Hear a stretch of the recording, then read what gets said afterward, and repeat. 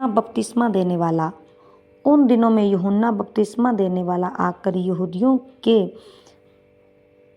जंगल में ये प्रचार करने लगा, मन फिराओ, क्योंकि स्वर्ग का राज्य निकट है आ गया है। यह वही जिसकी चर्चा यशायाह भविष्यवक्ता के द्वारा की गई। जंगल में एक पुकारने वाले का शब्द हो रहा है कि प्रभु का मार्ग तैयार करो, उसकी सड़कें सीधी करो।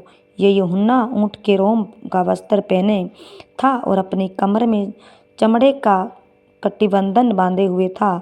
उसका भोजन टिड्डियाँ और वन मधु था। तब यरूशलेम और सारे यहूदिया यरदन के आसपास के सब स्थानों के लोग उसके पास निकल आए। उन्होंने अपने अपने पापों को मानकर यरदन नदी में उससे बपतिस्मा लिया।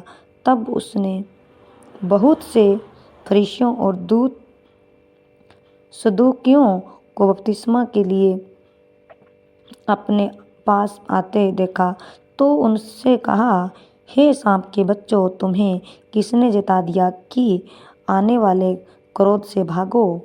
इसीलिए मन फिराव के योग्य फल लाओ और अपने अपने मन में यह न सोचो कि हमारा पिता अब्राहम, क्योंकि मैं तुमसे कहता हूँ कि परमेश्वर इन पत्थरों से अब्राहम के लिए संतान उत्पन्न कर सकता है।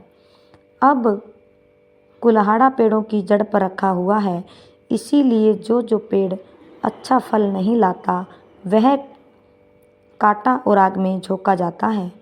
मैं तो पानी से तुम्हें मन फिराव का बपतिस्मा देता हूँ, परंतु जो मेरे बाद आने वाला है वह मुझसे शक्तिशाली है और मैं उसकी जूती उठाने के योग्य नहीं।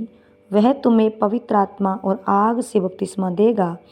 उसका सूप उसके हाथ में है और वह अपना खलिहान अच्छी रीति से साफ करेगा और अपने गेहूं को तो खत्ते में इकट्ठा करेगा, परंतु भूसी को उस आग में जलाएगा जो बुझने की नहीं है। यूहन्ना द्वारा यीशु का बपतिस्मा।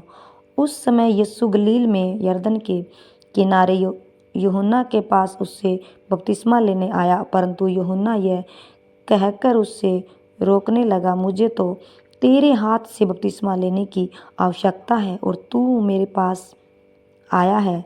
यीशु ने उसको यह उत्तर दिया, अब तो ऐसा ही होने दे, क्योंकि हमें इसी रीति से सब धार्मिकता को पूरा करना उचित है। तब उसने उसकी बात मान ली और यीशु बपतिस्मा लेकर तुरंत पानी में से ऊपर आया और देखो उसके लिए आकाश खुल गया और उसने परमेश्वर के आत्मा को कबूतर के समान उतरते और अपने ऊपर आते देखा।